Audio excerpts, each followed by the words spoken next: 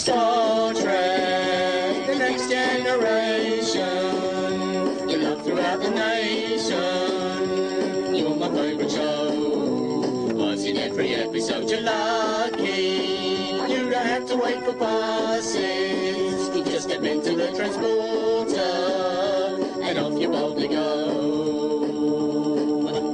Mr. Wall's my favourite person. Welcome to the bOrgCast. We are the Org, and our purpose is to assimilate seasons 2 to 7 of Star Trek The Next Generation. Hello! Hello! And welcome to the latest bOrgCast! Woo! Tried to be excited about this. We've only watched the first episode so far.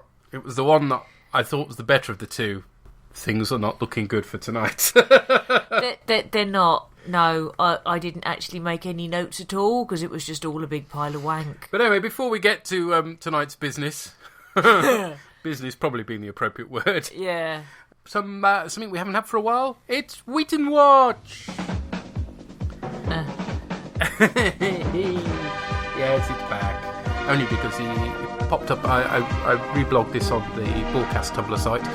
A wonderful picture he'd found, or something he'd found of it, Will Wheaton in the 1980s. Oh no, I saw that one with all the watches. He was wearing about 8 watches, including on his ankle. Yes. As somebody pointed out, it wasn't just very 80s, it was you are the 80s, basically. Oh, they were Stonewashed Jeans as well, weren't they? You know, I actually had a pair of those. So did I. But they were bought for me. That's the excuse. I'm sticking to it. I wore mine with a broche jumper.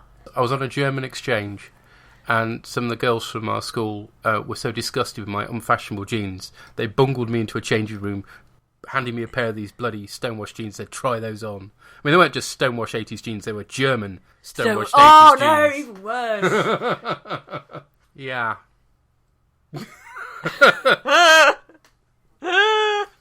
We had some very nice positive feedback from Mr. Wayne Peters. Hello! Who has just started listening to the bOrgCast and apparently enjoys it, which is good stuff. Yes. Welcome on board, sir.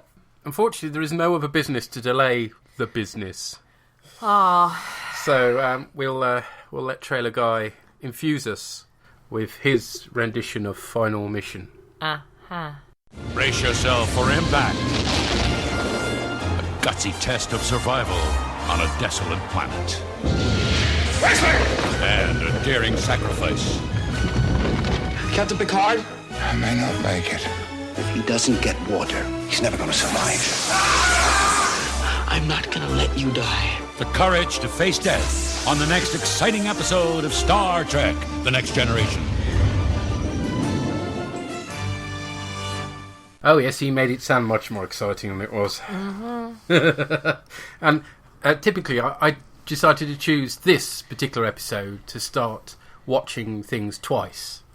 Just because Matt does for the Babylon. Yeah. On the basis that I was a bit frustrated before, some of the good episodes we'd seen, and I was having to pay half attention on watching the episode and half attention making the notes. So I thought, watch it first, just to, enjoy it, and then second time to make notes. Except with shit episodes, that means sitting through a very shit episode, going, this is shit, then writing some notes, and then realising I have to sit through it again.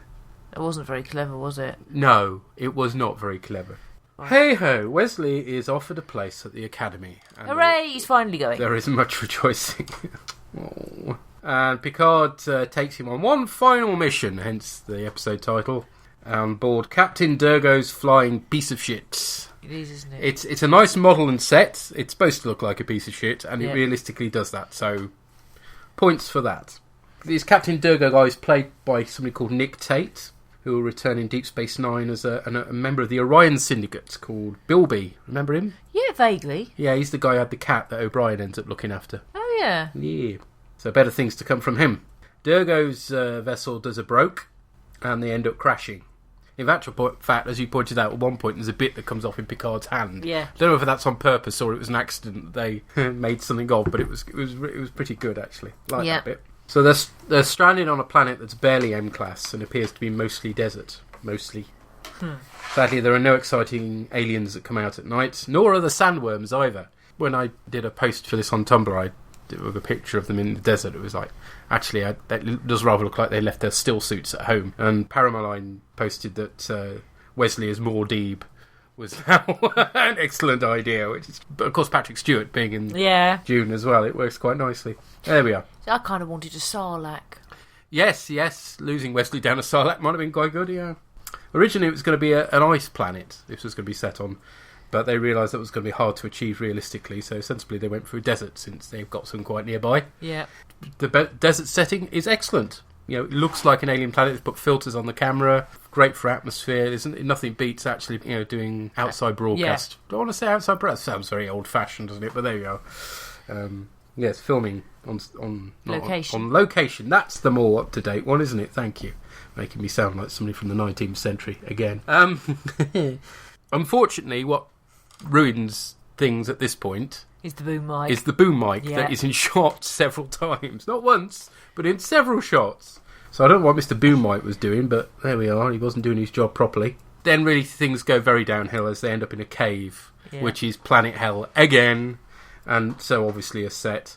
No mention is made of the fact that there are obviously carved steps. Yep. And in actual fact, Durgo, I think, says, this must have been carved by water, and Picard says, no, it could have been lava or something like that. But it's like, no, this isn't natural. There are fucking steps there. Yeah. Somebody noticed the steps, but they don't. Hey-ho.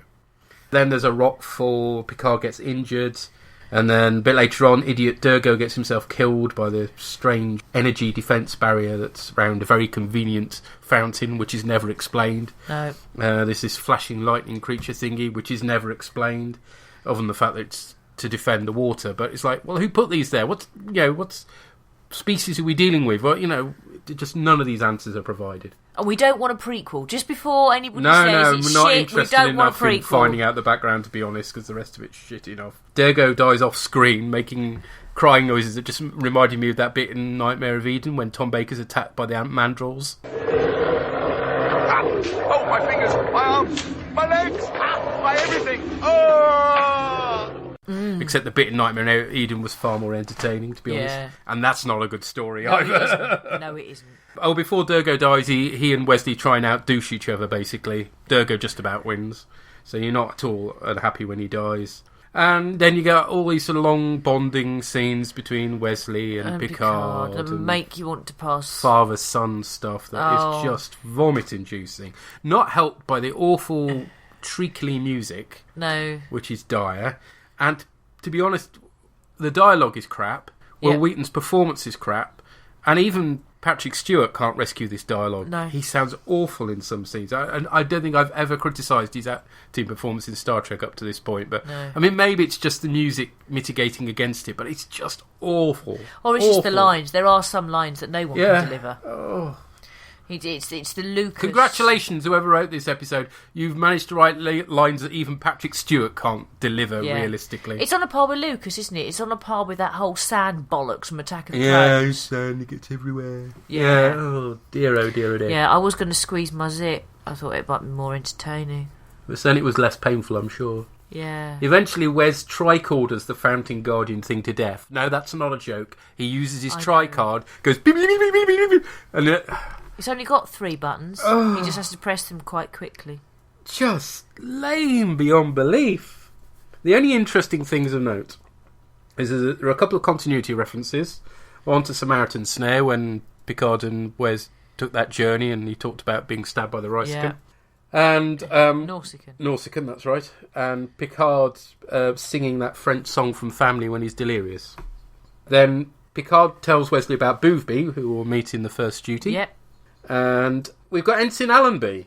I thought it was Mellenby. Did I miss it? It's Allenby. You did miss it. I checked this on Memory Alpha. Memory Alpha, thank you. She'll return in the next episode, so we've got that to look forward to at least, because at least she's something to look at. And also in Season 6, Suspicions, but that's because they used some stock footage from this episode. Oh, okay. Yeah. So there we are. She's not a permanent replacement for Wes Ops, as it turns out. Oh, and the other curious thing is when Beverly is reunited with Wes, and she goes, Wesley, thank God. Which is a bit of a strange... Didn't they abandon God by now? Yeah, according to Roddenberry. How odd. I mean, how nice, but how odd. And how amazingly out of place. But hey, there we are. Obviously, Bev's a secret theist of some sort. No idea what. Anyway, that's the A plot, which is lame beyond belief. Ironically, the B plot's quite interesting. Yeah. Usually the B plot's just a fairly redundant thing just to sort of to interact a bit with the A plot at some point. And this interacts with the A plot because it delays the Enterprise coming to Picard's rescue. But to be honest, it's far more interesting and fun than the A plot. It's the radioactive garbage scout, which is one of the missions of the old car game. Yep. And we get some nice model shots. A lot of them nice model shots. They're really nice. They have to rescue this. I didn't catch the planet's name, but it's Galen 5, I think. Oh, well done. It's ruled by somebody called Chairman Sanji, which is a bit confusing because she's a she. Yeah. Quite why she'd be chairman, I don't know. I suppose Chair Sanji sounds just ridiculous, doesn't it? But even so, why would you? Let's not go into 90s gender politics.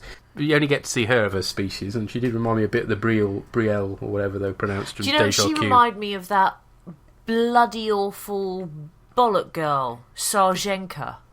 Yeah, she was a bit like Sarjenka, but she reminded more of those ones, those slightly Asian-looking ones in Deja Q. Anyway, we get to see Riker cooling command. Yep. He's very efficient, and it's good to see that. And as I say, there's some nice spaceship shots. Team work together well. It's a nice little mission that exposes the rest of the plot for the flannel and padding that it is, to be honest. Yeah. There we go. We're watching this show for space adventure. We're not watching this show for very boring, talky, father-son bonding scenes. Thank you very much. The reason why this story came about was Wheaton wanted to leave the series, and the reason why he wanted to leave was because he wanted film work. He'd obviously acted in films before, Stand By Me and all that. Yep. And he had to turn down a movie at one point because it clashed with the first story of the season, which the producers said he was needed for, only to find out later on, after he turned the film down, that they no longer needed him in the first story of the season, which was understandably annoying. I don't know that there's much more development that Wes could have had. I mean, he will come back from time to time, and that's probably worked out for the better, to be honest. I was hoping this story would be a lot better than I remembered it being. It wasn't. No. In fact, if anything, it was stinkier. Possibly this story is the reason why we remember Wes being so annoying, because whilst he's been good in some of the other stories, he's not always been this annoying. Unfortunately, his last story is one of his most annoying. Yeah. Up there with Justice, to be honest. Yeah, he kind of goes out on a low, doesn't he, really? Oh, doesn't he just? And again, that might be partly dialogue, but yeah, it's not a great performance a lot of the time. But I think isn't the way helped. he jumps up to Picard's defence against Durgo is just cringe-making. Absolutely cringe-making. But I think it doesn't help that it's a bad performance, also in a bad episode. I think it makes it even worse in terms of the way it affects your memory. Yeah. Because you think, it's that Wesley episode, and it isn't just bad because of Wesley. It's No, bad because of other reasons as well. Yeah. So there we go. I was not impressed. Neither was I. At least I only watched it once. What do other people think, I wonder? Now, we've had some feedback from Dietrich Ruggie. Would you like to read this, madam? Okay.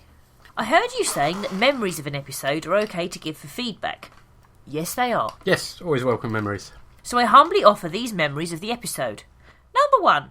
Wesley plays a really annoying kid with a line like, "If you know what's good for you, you'll do what Captain Picard says." Yes, Weetabix, Well, okay? yeah. Does he actually say that? No, that's me. Sorry. If you know what's good for you, you do. Okay. Weetabix. Didn't realise you were old enough to remember that advert, gosh. Anyway, sorry. Random 1980s advert there. Dietrich goes on. I think it's the scene where I hate the character most in the whole series. Yeah, I think it is. Yeah. Number 2. Yeah.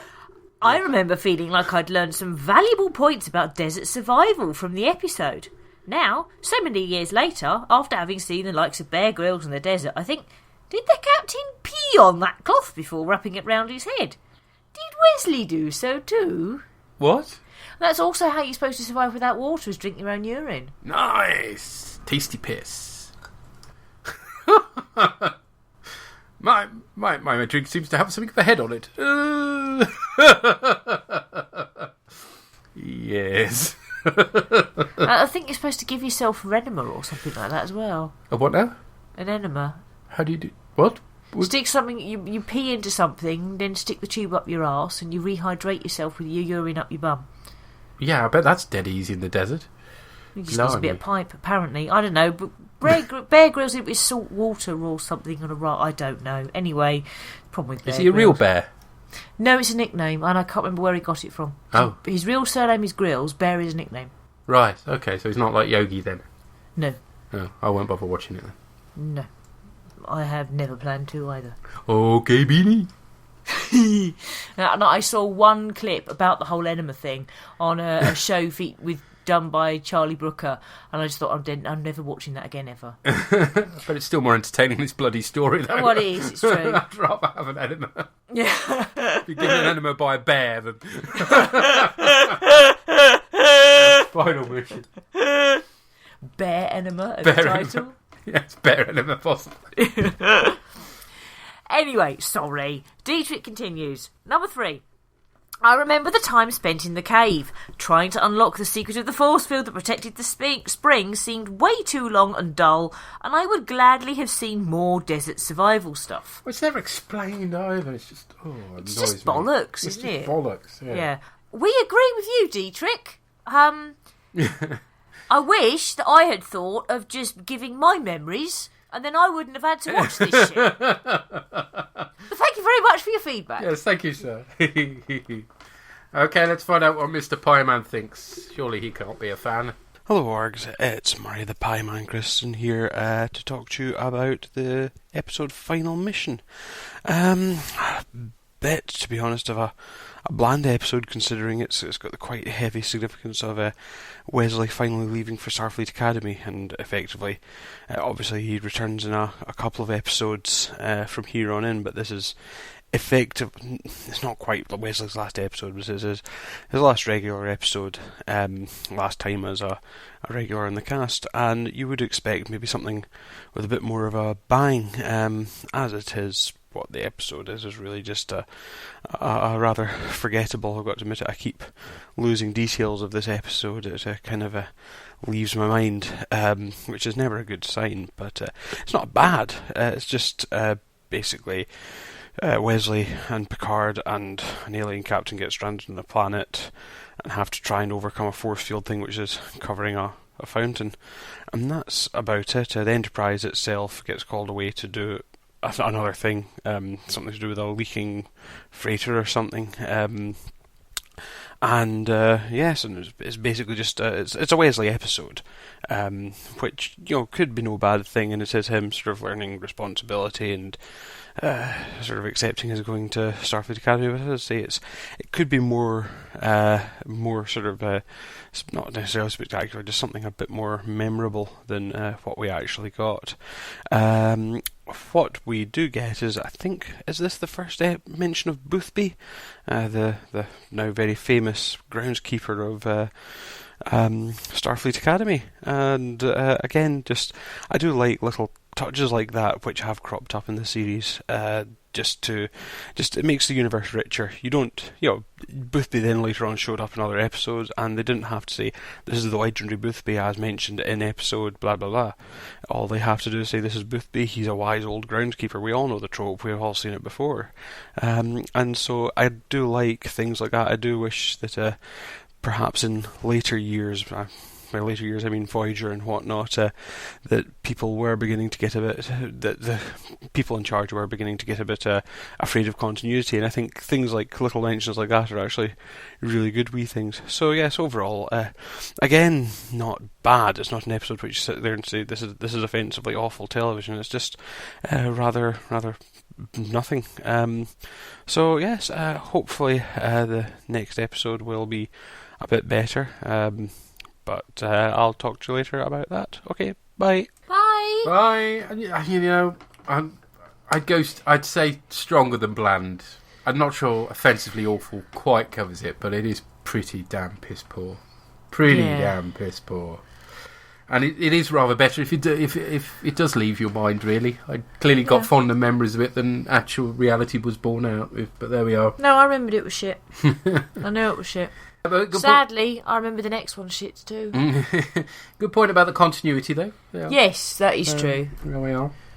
But yes, let's see if the next one is as shit as we remember it being. Please don't let it be as bad as I remember it being. The thing is, though, you don't have to make any notes. You can just ogle Troy. I could. hopefully that'll get me through. Concentrate on her boobs rather than her dialogue. That'll work. Okay, so my feedback for the next story might just be drool. Yeah. Fair enough. Stripped of her betazoid powers. I don't sense anything. Crippled by the devastating loss. It's time I accept the truth, Captain, and resign as ship's counselor. Helpless during an urgent call to duty. We need you. I'm absolutely lost. You have to do something. There's brain damage. I don't know what to do. Powerless in the face of destruction on Star Trek: The Next Generation. What was with the music? Mental! It's like the soundtrack to Commando.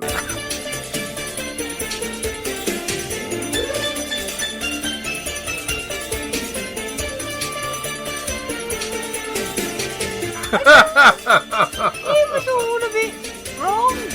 Very wrong. I can't imagine it being able to be more wrong. It's just... Yeah. Well, what they tried to do with that to make the episode seem all action-packed when, let's face it, it wasn't. It wasn't as bad as I remember it being by any means. No, but yeah, it didn't have Arnie in it. It definitely didn't have Arnie in it. Yes, offing people left, right, and centre. Yeah, how odd. No. Chenny! Oh no, I can't sense Chenny anymore. No. That's just... Sorts out the music for the end of the episode, anyway. It does. Yes. But totally mental and inappropriate and I wrong. can source it from somewhere. Anyway, plot-wise, you've got two interconnected plots. Yeah. The plot that we had both remembered was Deanna loses her powers. Yep. And then at the end of the episode, she gets them back again. And in the interim, she's a whiny minger. Well, she goes through a bereavement, doesn't she? And let's face it, we're never at our best as we go through a bereavement. So it's painful to watch, but it's supposed to be. Yeah, but it's also very stereotypical. Yeah, they did say in that 365 book that there are classic stages of bereavement which normally go through over a long period of time, and of course she goes through them in literally every stage. Yeah, so it's textbook, forced in that sense. but forced into 40 minutes. Yeah. So the problem is not her acting, it's the way it's scripted. But funny enough, I remember not enjoying her performance in this, but actually there is nothing wrong you're not supposed Marina to. Sirtis's performance. I mean, you don't enjoy it because, yes, it's supposed to be awkward. What I mean is the forced element is forced upon the actress. It's going through all the stages too quickly. It is, yes. And so you get sort of little micro bursts that don't quite... Yeah.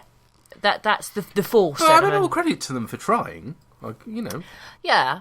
So I don't have an awful lot to say about that A-plot, other than there is a scene between Deanna and Picard where Picard, as a character, is very patronising. Doesn't mean to be so, but he is. And he says... Deanna, I've been fortunate to have access to your betazoid abilities. Most starship captains have to be content with a human counselor. Empathic awareness is not a requirement of your position. It is for me. I'm sure that after a while you'll be able to adjust. They say when one loses a sense, the other senses become stronger to compensate. A blind man develops better hearing. With all due respect, Captain, you don't know what you're talking about. That is a common belief with no scientific basis. No doubt created by normal people who felt uncomfortable around the disabled. I am disabled, and I'm telling you I cannot perform my duties. And basically what you have there is one of the key differences between an acquired disability and one that somebody's born with. Because if somebody has always been a particular way, they may not experience it as any kind of loss. But that doesn't mean it isn't a loss for somebody who's born one way and then ends up another. So, for example, you can have acquired deafness as a result of mumps. Just as one example. And it's quite a different experience for a person to acquire deafness, having known what it is to be hearing, than it is to someone who has been born deaf and has never known hearing in the first place. And that's what you're dealing with here. It's acquired disability, which isn't the same. It's not one's better or worse or more inspiring than the other, but they are not comparable. They are different. And that's highlighted by what she says. And it's also true that I believe that people who don't have disabilities try and make out that people who do compensate in some way or are become really inspiring people or something. And it kind of makes people who don't have a disability feel better, and it's actually bollocks, and I agree with Troy on that count. No, I found this a lot more interesting than I thought it was going to be, the A-plots included. Picard at one point makes the point, rightly, that you don't need to be an empath to be a ship's counsellor, and most empaths aren't. But again, she rightly makes the point, well, hang on a minute, up till now I've had that ability and now I've suddenly lost it.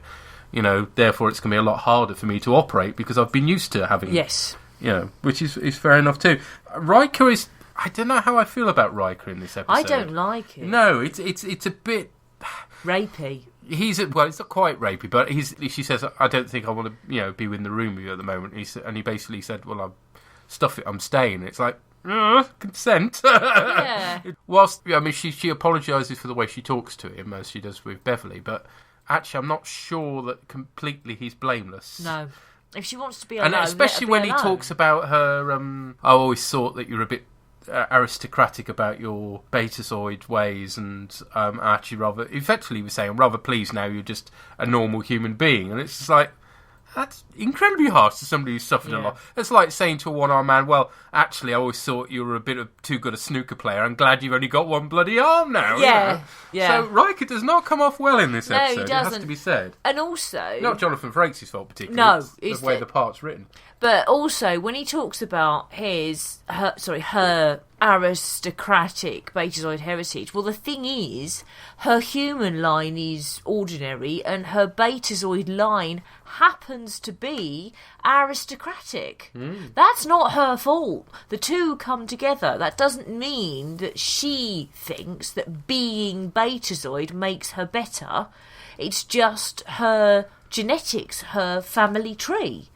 Means that it is the betazoid line that is the aristocratic one. That's not her fault, and it doesn't mean she has ever read anything into it. I think that the scene says more about Riker, actually, than it does about Troy. You know, that he's always felt somehow inferior to her because she's got this aristocratic lineage, and that doesn't have anything to do with being an empath. Yep. At the beginning, it doesn't bode well, because she's supposedly using her empathic powers to see through this ensign's mask, when actually a psychology degree would have given her the same powers. Ensign Perky Boobs. Yeah, you were doing boob watch. Well, I did originally think it was going to be a disappointing episode, so that was going to be like the payoff for it, but as it happens... It was a lot better than I thought it was going to be. It was, and I'm not going to go into like masses of detail, but for me, the B plot, which does directly connect... Yeah, it's the reason why Deanna's lost her powers. Is interesting, and that's they encounter these two-dimensional life forms. Who just don't experience 3 dimensions, so they're trying to communicate with them. Are they sentient? Are they not? They're pulling them along. They're controlling the Enterprise and affecting the instrumentation. And it's like, what can we do to stop this? And normal things don't work, and they're having to think outside the box. And that aspect is actually really interesting. They don't understand what's going on, understandably. And in the end, it is Troy who is having to learn to act on human instinct, along with Data, who doesn't have any emotions at all. The two of them initially start with this, well, I haven't got a clue. I can't sense anything. I haven't got a clue. I haven't got any emotions in the first place. And you kind of think, well, why are those two working on it? But it's the interplay between the two of them. Yeah, it's nice, isn't it? Which is nice. Gets Troy saying, well, hang on a minute, what if this is instinct? Yep. And they start to think in a different way, and as a result... end up with the conclusion that these two-dimensional beings want to go or instinctively going towards the cosmic string, which is lovely in purple. I was waiting. It's taken you quite a while. It's 10 minutes. You've been talking about this episode, and you haven't mentioned the purple cosmic string. That's amazing. It's purple Enterprise as well. It's lovely. Yeah. Lots of purple. Purple is good. Lots of purple. Yeah. Anyway. Because initially they're thinking that maybe it's like moths to a flame, so it's instinctive but not actually a good thing. But it works, they're able to, by projecting the same vibrations in the opposite direction, they're able to break away. But as a result of breaking away, Troy gets her senses back, and actually that's where they want to go, because for them as two-dimensional beings, it isn't harmful. Mm-hmm. And that whole aspect of the episode, trying to work out how to communicate with and understand two-dimensional beings, that is actually, I found, very interesting. Yep. I also liked the scientific stuff that Crusher comes out with whenever she's seeing Troy, because it's one of those things, one of those touches that makes that universe and Betazoids as a race seem real. That there are these neurons in Troy's brain that have been scanned that are no longer functioning, that they're going to look up at this database, but they're not sure what's going to happen. Are they going to heal? Are they not, because she's half human? And just all the, the scientific medical stuff. I know it's made up, but it sounds plausible, and I liked that aspect of it. Mm-hmm. And the fact that they're talking about brain damage, which initially Troy finds offensive, but that is how they're talking scientifically. I like that. What I don't like is there's a particular scene with Geordie, and he just spouts fucking technobabble. Yeah, there is quite a bit of it in this episode, yeah. At least most of it you can vaguely follow what they're trying to say, even if it is kind of ridiculous a lot of the time, yeah. But there's a nice scene where Data says that something's going to happen, but he doesn't give it to the 10th of the second or whatever. Yeah, it's quite And Riker's like, you didn't include all the decimal points. And Data said, yeah, I'd noticed that was annoying people, so I stopped doing it. I can carry on if you like. No. Yeah. And you've also got this scene where Geordie talks about skin diving. And I did wonder if maybe that was Geordie skinny dipping. No. It can also mean, like, sort of snorkelling, effectively. Shame, I like the idea of Geordie skinny dipping somehow. And we did wonder whether it was going to close with a kiss between Riker and Troy. They were it came very, very close. Yeah, but no snog. Shame. Well, he had been a bastard to her earlier, so... Yeah. We get the first mention of the Breen. Remember the Breen? Yes, I do. From Deep Space Nine, the guys that look like Bausch. Yeah. From Return of the Jedi. Well, he can't be picked up empathically. Yeah, no, it was a lot better than... I don't know whether because I was prepared myself for a bad story and it turned out to be nowhere near as bad, so therefore seems better as a result. I don't know, but actually, I kind of enjoyed it. No, there were bits I didn't, but it was bits. It was specific scenes that I could isolate and either cut or rewrite, if you see what I mean. And as I say, I kind of like the fact that even if it didn't work very well as a 40-minute episode, they at least tried to explore... Acquired disability, which, that's the sort of thing Star Trek is about these big issues, isn't it? And it helps that the B-plot was interesting as well, and it all came together rather nicely, really. Yeah. Jolly good. Yes. Anything else you want to add? Purple. Besides drooling over purple. Yes, one other note I have here that I've just spotted. When Troy is in denial... I did feel that was not at all helped by Beverly's patronising tone. Mm-hmm. Maybe Deanna would be less in denial if Beverly didn't behave in such a way that you wanted to slap her in the face with a wet kipper.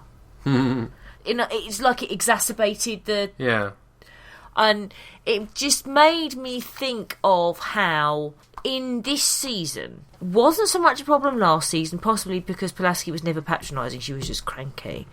And I don't think it's as much of a problem in future seasons, but this season in particular, and a bit of last, I've been very aware that the two primary female characters are often overtly sickly or patronising. As in, that's the way they're written. Yeah. That's not an actor thing. Yeah, we've picked up on this before, haven't we? Yeah. But I became aware of it in this one in particular as well, that had I been Troy, I'd have wanted to slap Beverly. Yeah, and more female writers needed, maybe. Yeah, they're not written sympathetically enough. I think is, they're just too cloying. And it was just something that at one particular point, one particular scene, I ended up being very aware of, that like, no, Beverly, you're not making this situation any better, you're making it worse. And I'm afraid whenever that happens, I just imagine McCoy in a similar circumstance and then wish it was McCoy. Yeah. I'm afraid. I don't know whether that's because we ended up watching classic Trek. Yeah, we saw a few episodes of the original series the other night, and it just reminds you just how brilliant McCoy is, isn't it? Yeah. We love McCoy. And I think that's the problem, is that we have watched an absolutely brilliant Starfleet Doctor. I mean, as a character. And the male-female thing isn't the issue. It's the way the character's written. Yeah. And Crusher just is not well written. Shall we hear what other people think? Yes, be interesting to find out. Dietrich Rogge Oh, yes. says this to say, Anne-Marie, I thought to send condolences for the fact that you're having to do the reporting of this episode, which you said is really bad, and was hoping that I might be able to provide a thought that will bolster your spirits a bit. Turned out to be not so bad, but there we go. I have a general sarcastic thought. If Troy loses her empathic abilities, then she will have to resort to listening to somebody's tone of voice and watching their body language to guess at their feelings, which would make her only a little less effective, as it seems at least half the time she is stating what is obvious for non-empaths. Yep. Yes, it's true. I feel aggression. Yes, he's shouting and spitting at the screen. Yeah. Also, to help the interpretation of the story, can it be the impact to the two-dimensional creatures and possibly the strong sensing of their two-dimensional emotions causes Troy to feel like she has lost one of her dimensions, namely her empathic powers? Heaven knows whether that was what they were trying to get at or not, but there we are.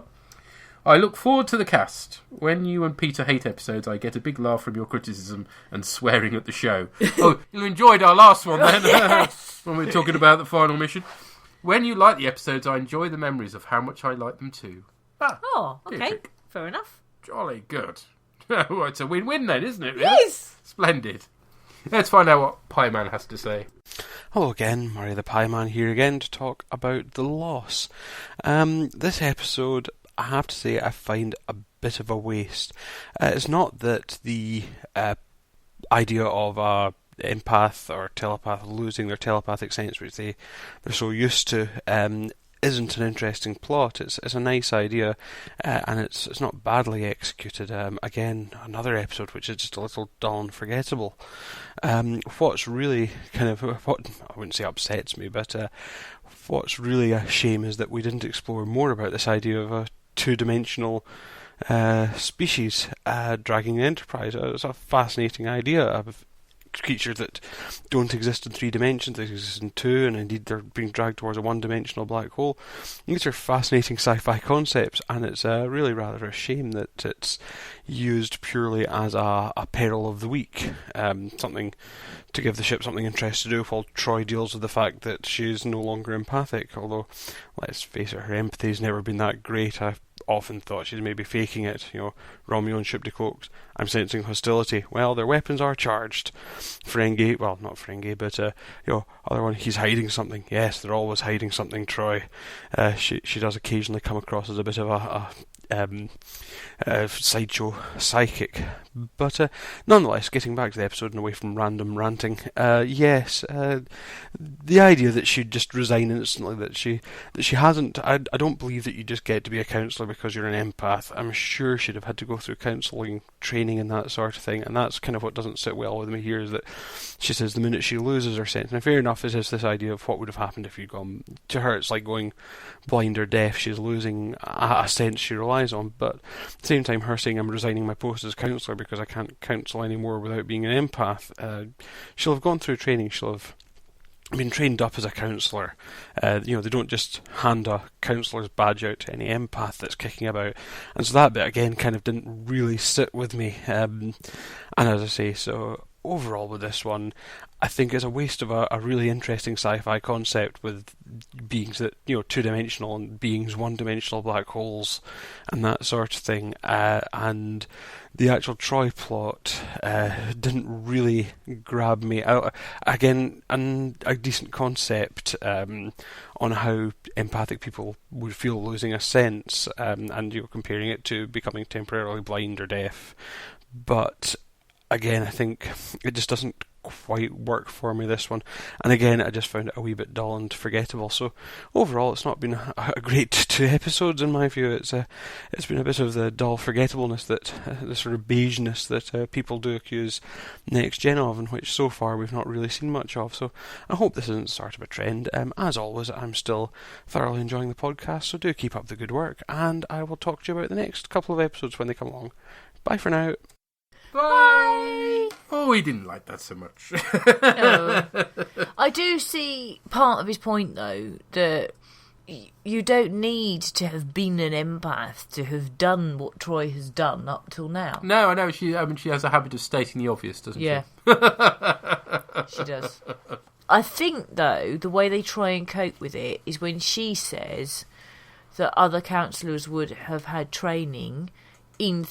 A human counsellor would have had training in honing their instincts, and she hasn't had that training or that experience. Well, even if she didn't need it. Well, I was going to say, she may have had the training, but she would have breezed it. Yeah, because she wouldn't have had to use the skills that people without empathic abilities would have to use. So there is a sense in which sat there and doodled. Yeah, she made it, or she would just have relied on her empathic senses, whereas other people would have had to concentrated harder. Basically, is the bottom line. So.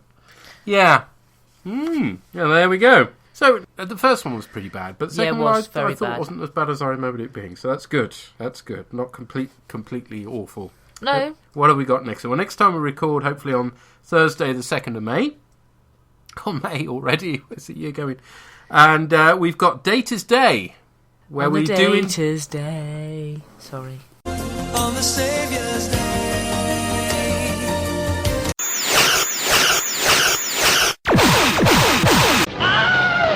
You are not singing Cliff Richard in this house. Sorry. That is anathema.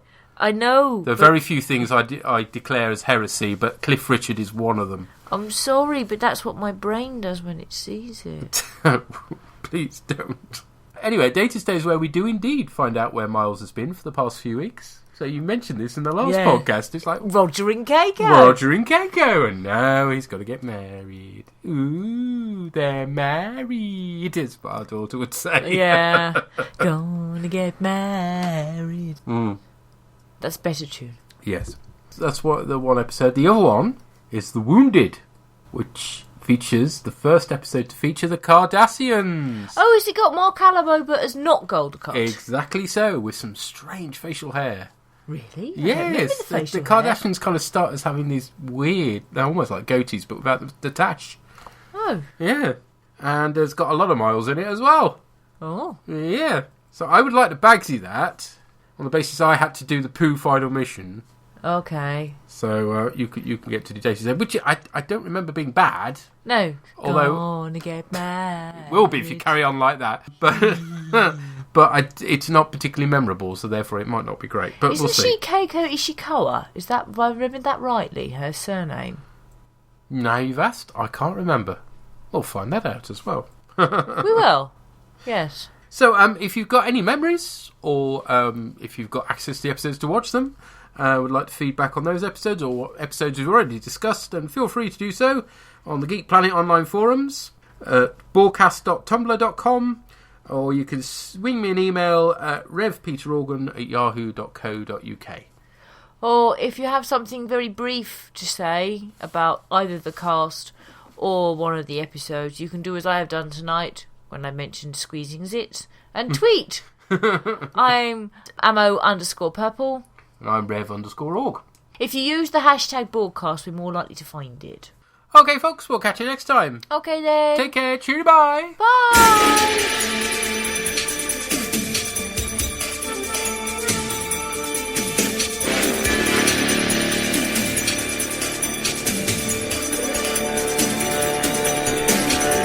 The bOrgCast is brought to you by those lovely purple people at Geek Planet Online. The song at the opening of this podcast was written and performed by Adam Buxton and is used with his kind permission.